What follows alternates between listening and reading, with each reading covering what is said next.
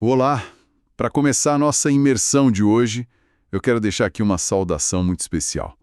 Que a paz e a sabedoria divina acompanhem o dia e a semana de cada pessoa que nos escuta hoje. Que seja um tempo verdadeiramente abençoado para todo mundo. Com essa energia, a gente vai iniciar mais um estudo aprofundado. Com certeza. É muito bom estar aqui para mais esse mergulho. O nosso foco agora recai sobre um dos textos mais, fascinantes, cinematográficos e complexos da literatura antiga, que é o capítulo 14 do livro do Apocalipse.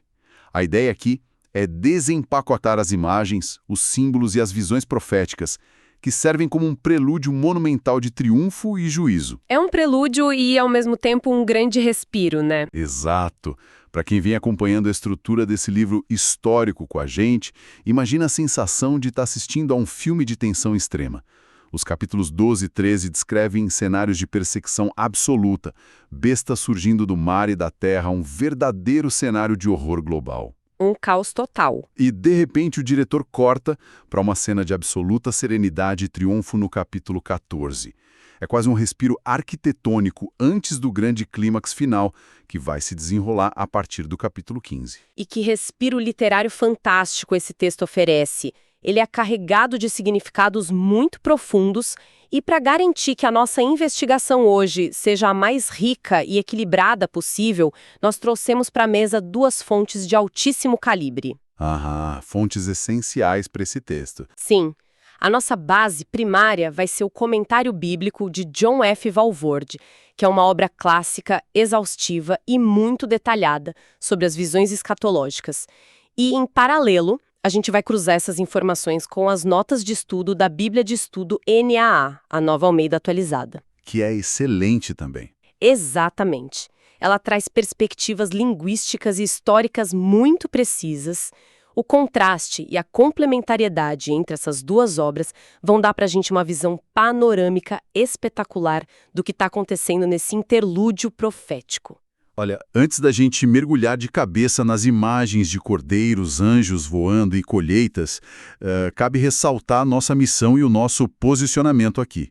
O objetivo é extrair os significados reais dessas fontes, entendendo o que cada símbolo quer dizer dentro do seu próprio contexto literário e histórico. É fundamental deixar isso claro desde o início. Com certeza. A nossa abordagem é estritamente analítica e neutra. A gente vai explorar o texto e as interpretações teológicas apresentadas pelo Walvoord e pela equipe da Bíblia NAA, sem endossar visões religiosas específicas, dogmas ou correntes políticas. Nós estamos aqui como investigadores do texto. O nosso papel é puramente relatar e dissecar a riqueza do material original, oferecendo clareza para que quem acompanha o programa possa tirar as próprias conclusões de forma isenta. Perfeito. Feita essa ressalva, o texto não perde tempo. Ele já abre com uma cena de impacto visual imenso logo nos primeiros 5 versículos. A narrativa descreve Jesus, retratado simbolicamente como o Cordeiro, de pé no Monte Sião. Uma imagem fortíssima de autoridade. Muito forte. E com ele, estão 144 mil pessoas, todas ostentando o nome do Cordeiro e o nome do Pai escritos nas testas. É uma imagem de vitória formidável que se opõe diretamente àquela marca da besta do capítulo anterior. Sim, o contraste visual das marcas é proposital. Mas lendo as anotações fica claro que existe um debate geográfico muito intenso aqui. Onde afinal fica esse Monte Sião? A Bíblia NAA deixa uma margem para a interpretação de que o cenário poderia ser celestial, dada a glória incrível de toda a cena. Pois é, e essa ambiguidade geográfica é um dos primeiros grandes quebra-cabeças desse capítulo. A inclinação natural de muitos leitores, ao se depararem com uma cena tão gloriosa, repleta de adoração, é assumir quase que imediatamente que o Monte Sião descrito ali é o céu. A linguagem transborda aquele tom celestial, né? Exato, a linguagem induz a isso. Porém, o comentário do Walvoord faz um contraponto fascinante e levanta objeções fortíssimas contra essa leitura puramente espiritualizada ou celestial. O argumento central dele baseia-se na consistência da linguagem bíblica ao longo dos séculos. Como o termo é usado em outras partes. Isso. O Valvorde aponta que em toda a extensão das escrituras antigas, o termo Monte Sião, quando não vem acompanhado de qualificações adicionais muito específicas, nunca denota a morada celestial de Deus. Para ele e para uma vasta corrente de estudiosos focados na literalidade profética, há indícios robustos de que se trata de uma visão antecipada da Jerusalém terrena. Nossa, isso muda completamente a perspectiva da cena. Porque em vez de um grupo que foi arrebatado aos céus, a gente está olhando para um evento no futuro do próprio planeta Terra. Exatamente isso. Na visão escatológica defendida pelo Valvorde, essa cena de abertura não é um retiro no céu durante o caos global, mas sim um retrato inaugural do reino milenar na Terra. O Cordeiro pisando na Terra novamente. O Cordeiro, após todos os eventos catastróficos, retorna triunfante e estabelece o seu encontro com esses seguidores específicos no Monte Sião geográfico e literal, lá em Jerusalém. É o triunfo plantado no chão poeirento da história humana, logo após os horrores da Grande Tribulação. E pensar nessa interpretação terrena torna a identidade dessas pessoas ainda mais impressionante. Esse número de 144 mil não é colocado ali por acaso. Consultando as notas da Bíblia NAA, fica evidente a conexão direta com o grupo que foi selado lá no capítulo 7 do Apocalipse. O mesmo grupo exato. Naquele momento anterior, eles são identificados como judeus de várias tribos que reconhecem o Messias e recebem um selo divino de proteção. O selo tinha um propósito bem claro, que era garantir que eles sobreviveriam intactos aos julgamentos e à perseguição que iam devastar o mundo. Uma proteção no meio do fogo cruzado. Isso. E ver essa multidão agora no capítulo 14, de pé e vitoriosa, é a constatação literária de que o selo divino funcionou de forma absoluta. Eles atravessaram o pior período da história humana totalmente ilesos. Intactos. Mas o texto adiciona uma característica que, confesso, gera muita confusão para a mente moderna. O relato os descreve com uma palavra muito específica, dizendo que eles são virgens e que não se contaminaram com mulheres. Lendo a Bíblia NAA, eu notei que eles oferecem duas rotas de interpretação para isso. E a primeira rota é bem prática. Bem prática. Sugere uma leitura literal, dizendo que, devido aos tempos extremos de guerra, fome e perseguição diária durante a tribulação, a vida conjugal ou a formação de família seria humanamente impossível ou até desaconselhável. Isso resultaria num celibato circunstancial. Essa rota literal é super válida dentro de um contexto de sobrevivência extrema, claro. Mas a segunda rota de interpretação da NA converge perfeitamente com a análise mais aprofundada que o Valvorde faz. Ambos apontam que a virgindade aqui carrega um peso metafórico monumental ligado à pureza espiritual. Não tem a ver com o estado civil, então? Não necessariamente. Para compreender isso, é preciso voltar ao estilo literário do Antigo Testamento, onde a idolatria, a quebra de alianças e a adoração a falsos deuses e impérios são frequentemente e muito duramente descritas como prostituição espiritual. A Bíblia usa muito essa linguagem de casamento, né? O tempo todo, a nação de Israel, quando está num estado de lealdade e devoção inabalável a Deus, é romanticamente chamada pelos profetas de a Virgem Filha de Sião. Ah, é uma alegoria de fidelidade inquebrável no meio de um mundo corrompido. Lendo o Walvoord, eu notei que ele ancora essa interpretação espiritual numa análise linguística muito precisa do texto grego original. Ele vai a fundo no significado das palavras. Sim, ele destaca a descrição de que não se achou mentira na boca deles, focando na palavra raiz, pseudo, que transmite a ideia de uma falsidade sistemática. A tese aqui não é apenas sobre não contar mentirinhas no dia a dia, mas sim sobre a recusa absoluta em se dobrar à falsa religião dominante. Que é o grande teste daquele período. Exatamente. Durante a tribulação, o sistema mundial impõe a adoração à besta, sob pena de morte. E esses 144 mil recusaram a marca. Recusaram a mentira global, mantiveram uma lealdade imaculada e pura ao Cordeiro, resistindo a todas as pressões psicológicas, econômicas e físicas daquela época terrível. E a resistência deles é o que torna o momento seguinte tão espetacular. A narrativa descreve um som avassalador descendo do céu. É comparado ao estrondo de muitas águas e ao ribombar de grandes trovões, que curiosamente se mistura com o som melódico de arpistas tocando seus instrumentos. Uma sinfonia de contrastes majestosos. E esse coro celestial entoa um cântico novo diante do trono. Mas há uma exclusividade muito intrigante nesse momento.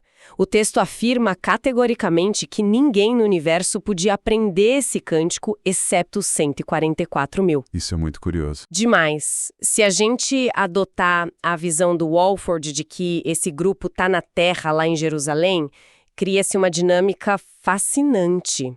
Quem é que está cantando lá no céu e por que a partitura dessa música é um segredo guardado apenas para os sobreviventes na Terra? O comentário do Walford faz uma dissecação muito bela dessa dinâmica. Ele constrói a hipótese de que os cantores compondo esse coro formidável no céu são muito provavelmente os santos que acabaram sendo martirizados durante os anos da tribulação. Ou seja, os que não sobreviveram fisicamente. Isso, o lugar deles é celestial justamente porque a vida deles foi ceifada por causa da fé que professavam. Já os 144 mil estão com os pés fincados na terra porque experimentaram o milagre da preservação física absoluta. É uma diferença brutal de experiência. E o fato de apenas eles poderem aprender a canção fala muito sobre a experiência intransferível da redenção. Ambos os grupos compartilham a mesma base de fé e enfrentaram o mesmo império de terror, mas a vivência do livramento foi radicalmente diferente. Caminhos totalmente diferentes para a mesma vitória. Um grupo provou a morte e a glória imediata. O outro provou a sobrevivência diária, o escape contínuo, a proteção invisível no meio do fogo cruzado. A teologia extraída desse pequeno detalhe é riquíssima. Ela demonstra que a compreensão plena de certas realidades espirituais ou canções de vitória está intrinsecamente ligada à fornalha específica pela qual a pessoa passou. A dor e o livramento moldam a capacidade de compreender as notas dessa música. É uma metáfora muito profunda para qualquer provação. Com certeza. Mas avançando no texto a partir do versículo 6, a câmera do Apocalipse abandona o cenário do Monte Sião e sobe vertiginosamente para o espaço aéreo. A gente assiste a uma sucessão de 3 anjos cortando o céu, cada um encarregado de entregar uma mensagem de alcance global, atingindo cada nação, tribo, língua e povo. E as mensagens não são nada amigáveis. Nem um pouco. O primeiro anjo carrega algo que o texto denomina de Evangelho Eterno. E essa é uma nomenclatura que, à primeira vista, causa um certo curto-circuito na mente de quem está acostumado com a literatura do Novo Testamento. Causa mesmo, porque quando a gente lê a palavra evangelho, a associação imediata é com as boas novas da graça, o perdão dos pecados, aquela mensagem pacífica pregada nas cartas de Paulo ou nos relatos de João e Lucas. O evangelho da salvação que a gente conhece. Exato. Mas as notas de estudo deixam cristalino que não é esse o tom da mensagem angelical aqui. O anjo não está convidando ninguém para um tempo de graça pacífica. O anúncio dele é urgente e imperativo. Ele diz para temerem a Deus e darem glória a Ele, porque é chegada a hora do seu juízo. É um ultimato. O Walford joga muita luz sobre isso, explicando que as boas novas eternas, neste momento agudo da história humana, não são sobre paciência e perdão, mas sobre a instauração inevitável da justiça de Deus. O que de fato é uma excelente notícia para quem está sendo esmagado pela injustiça diária. A inversão da expectativa moderna sobre o que constitui um evangelho é notável nessa passagem. Porque a justiça pode ser uma boa nova. Exatamente. Para os oprimidos, para os mártires clamando debaixo do altar, a garantia de que o mal não terá a última palavra e de que o juízo divino e retilíneo está prestes a varrer a terra é, na sua essência, a maior das boas novas. É a reafirmação de que a justiça de Deus é um valor eterno que vai prevalecer sobre a maldade temporal. E a sequência de eventos é muito rápida. Imediatamente na esteira desse primeiro aviso, um segundo anjo cruza o firmamento com um grito de queda. Ele anuncia que caiu a grande Babilônia. A acusação é grave, apontando que ela embebedou todas as nações com o vinho do furor da sua prostituição. E aqui entra outra grande divergência interpretativa. Lendo os materiais de apoio, fica muito evidente que o conceito de Babilônia assume formas bastante distintas dependendo da lente de quem analisa. É verdade. A Bíblia NAA descreve a Babilônia de uma forma mais sociológica e figurativa. Para a equipe que elaborou aquelas notas, a Babilônia é a personificação literária de um sistema humano altamente sedutor, que é guiado pelo prazer desenfreado, pelo materialismo extremo e pelo sucesso a qualquer custo. Características de qualquer grande império humano. Sim, características que historicamente sempre se organizaram para oprimir ou marginalizar o povo fiel a Deus. É a materialização do fascínio mundano, a grande cidade das vaidades. Mas o Walvoord, mantendo a sua linha de raciocínio mais voltada para a profecia literal, puxa a interpretação para uma via muito mais tátil e escatológica. Ele vê como um local geográfico mesmo. Ele não descarta de forma alguma o aspecto do sistema corrupto, mas argumenta seriamente que essa passagem pode se referir a uma reconstrução literal geográfica da antiga cidade da Babilônia, nos tempos do fim, servindo como a capital econômica e política de um império mundial unificado que, de forma repentina, entra em colapso total. Essa oposição entre o figurativo abrangente da Nas e o literal esmagador do Walvoord é o que torna o estudo escatológico tão instigante. E, independentemente da forma física que Babilônia assuma, o efeito que ela causa na humanidade é descrito com a metáfora do cálice. O vinho da prostituição. Isso. O vinho do furor da sua prostituição representa uma corrupção embriagante. As nações beberam avidamente desse poder e dessa imoralidade desenfreada, perdendo totalmente a lucidez espiritual. E essa metáfora do cálice nos leva, como uma flecha, para a mensagem do terceiro anjo. A mais dura das três mensagens. Sem dúvida. Uma mensagem que as fontes convergem em classificar como uma das mais severas, pesadas e aterrorizantes de toda a biblioteca bíblica. O terceiro anjo traz o alerta final para quem decide se curvar e receber a marca da besta. E a analogia do cálice retorna agora, mas com um conteúdo letal. Se as pessoas escolheram se embriagar com o vinho doce da sedução babilônica, a contrapartida cósmica ditada pelo anjo é que elas serão forçadas a beber do vinho do furor de Deus. É a lei da semeadura e colheita levada ao limite. E o texto faz questão de incluir um detalhe técnico sombrio. Ele diz que é um vinho preparado sem mistura. Na antiguidade, o vinho comum era frequentemente diluído em água para o consumo diário. Um vinho sem mistura era uma bebida de potência máxima, quase bárbara para a época. Ninguém bebia vinho sem misturar com água. Ninguém. Então, a analogia aponta para a ira total de Deus, servida sem absolutamente nenhuma gota da água da misericórdia ou da graça para diluir ou suavizar o impacto do juízo. A narrativa não poupa detalhes no horror dessa consequência.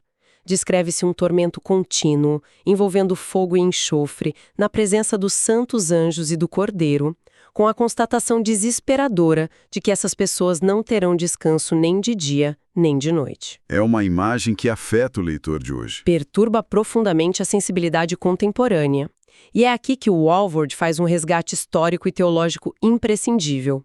Quando a mente humana se rebela contra a severidade dessa punição eterna, ou tenta amenizar a linguagem interpretando-a como mero simbolismo passageiro, o Walvoord lembra a estatística dos próprios evangelhos sobre quem mais falou do inferno. Exatamente. Foi Jesus Cristo, o ícone supremo do amor e da compaixão, quem mais gastou tempo ensinando sobre a realidade do inferno.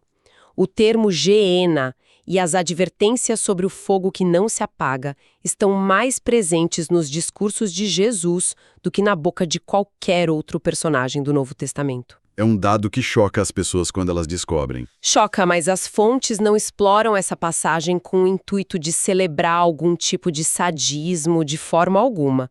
O objetivo é estabelecer o princípio bíblico de que a retidão e a justiça de Deus são atributos tão inabaláveis, infinitos e absolutos quanto o seu próprio amor. É uma tensão teológica difícil de engolir, a gente sabe disso, mas que os estudiosos enfatizam para preservar a integridade daquilo que o texto original está afirmando. E logo após despejar essa sequência de juízos aterradores sobre os adoradores da besta, o capítulo 14 faz uma manobra literária belíssima. O texto é muito dinâmico. É como se o João, que é o narrador de tudo isso, estivesse ofegante perante a visão do juízo e recebesse um oásis repentino. Chegamos aos versículos 12 e 13, que mudam a chave do terror absoluto para o conforto mais profundo possível. O texto fala sobre a perseverança necessária dos santos e registra uma voz vinda diretamente do céu. Uma voz validada pelo próprio Espírito. Validada pelo próprio Espírito, declarando que bem-aventurados os mortos que desde agora morrem no Senhor. A equipe da Bíblia, NA, destaca uma curiosidade estrutural muito interessante aqui. De todas as promessas de bênção no livro do Apocalipse, esta é a segunda das 7 bem-aventuranças registradas no livro todo. O contraste literário nessa transição é algo espetacular. Pensa bem, o terceiro anjo acabou de declarar que os seguidores da besta não teriam nenhum descanso de dia ou de noite. Em oposição direta a isso, a voz celestial garante aos fiéis que eles descansarão das suas fadigas. É o avesso do juízo. O avesso perfeito. E a frase final dessa bem-aventurança adiciona um elemento que rende muita discussão teológica. Afirma-se que as suas obras os acompanham. Historicamente, menções a obras salvíficas sempre geram debates acalorados sobre a mecânica da salvação, se ela é alcançada pela fé ou pelas ações. O famoso debate entre fé e obras. Exato. E o Walvoord entra nesse ponto com a precisão de um cirurgião. Ele clarifica que a teologia do texto não está dizendo que as obras compram um ingresso para o descanso celestial. De jeito nenhum. O que o texto afirma é que, especialmente no contexto excruciante da tribulação, as obras são a evidência inegável, visível e tátil de uma fé verdadeira que já salvou a pessoa. As obras materializam a fé. Sim.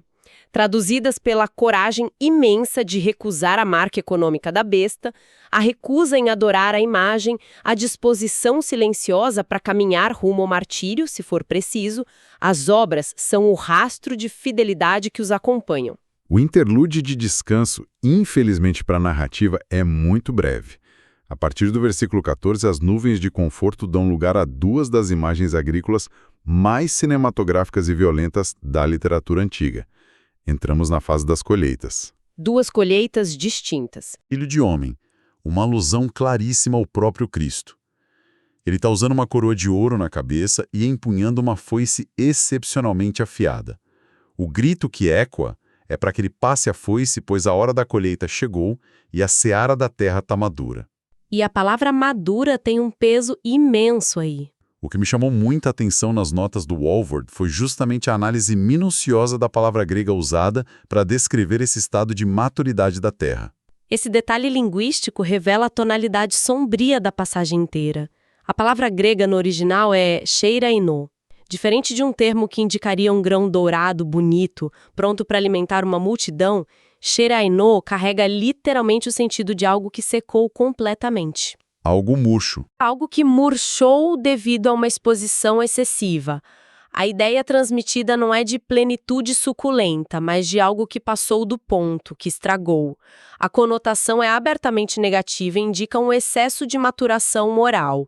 A sociedade humana descrita ali apodreceu e secou na sua própria rebelião sistemática. A colheita não é no momento ideal de uma fazenda normal. Não, ela está acontecendo no momento em que a podridão já passou de todos os limites toleráveis. Sobre a identidade de quem está sendo colhido nessa primeira cena, vemos uma divergência de nuances entre os estudiosos. A Bíblia NA vê de um jeito um pouco mais otimista. A Bíblia NA levanta a hipótese de que, por ser executada pelo Filho do Homem com uma coroa de ouro, essa primeira passada de foice poderia ser o recolhimento dos justos. Seria o ato de levar o bom grão finalmente para a segurança dos celeiros, num contraste protetor com a devastação que virá na cena seguinte. Já o Walvoord discorda disso. O Walvoord discorda sutilmente, ele visualiza essas 2 colheitas sucessivas como fases distintas e crescentes dos julgamentos finais sobre a impiedade. Ambas seriam juízos. o que prepara o terreno para a segunda colheita, a das uvas, e essa eleva o nível de visceralidade ao extremo absoluto. Outro anjo sai do santuário celestial, também armado com uma foice afiada. E então a figura-chave aparece, um anjo que emerge especificamente do altar e que possui autoridade sobre o fogo. E o altar e o fogo não são acidentais no texto? Lendo a análise do Walvoord, percebe-se que a menção do altar e do fogo está carregada de um simbolismo histórico pesado dentro do próprio livro do Apocalipse. Sem dúvida nenhuma, o altar no Apocalipse é o local onde as almas dos santos martirizados foram vistas anteriormente clamando incessantemente por justiça contra os habitantes da terra que derramaram seu sangue. Lá nos selos anteriores.